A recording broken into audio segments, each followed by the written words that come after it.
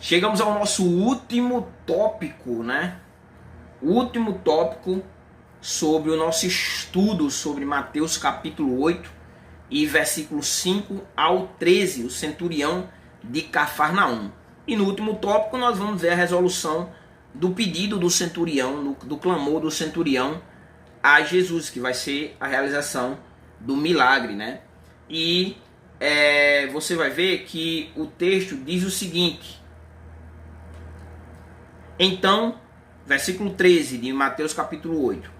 Então, disse Jesus ao centurião: vai e te seja feito conforme creste. E naquela mesma hora o seu servo foi curado. Então, a primeira parte aqui do versículo diz assim: então disse Jesus ao centurião, vai-te, né? Quer dizer, você foi ouvido, você encontrou a resposta, agora vá, né?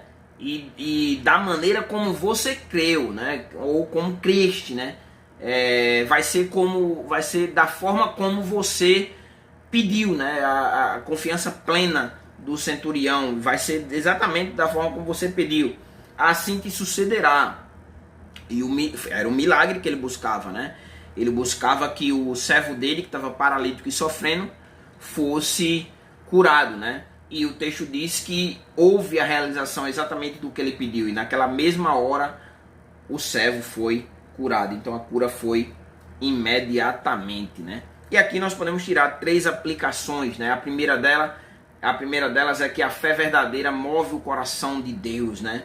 Nós vemos isso na mulher do fluxo de sangue, que se encontrava sofrendo horrivelmente, né? E aquela mulher ali, a fé daquela mulher, ela botou no intuito, no coração dela: se eu for até lá e entrar dentro daquela multidão, mesmo ali sendo considerada impura, e se eu tocar em Jesus, eu serei curada, né? E Jesus exatamente é movido por tamanha fé. Quando você lê em Mateus, na verdade, mas também nós encontramos em Marcos e em Lucas, mas eu quero usar o texto de Mateus 9:22, quando Jesus diz assim: então Jesus voltou-se e assim que viu a mulher, disse-lhe: anima-te grandemente, filha, a tua fé te salvou. E desde aquele momento a mulher ficou sã.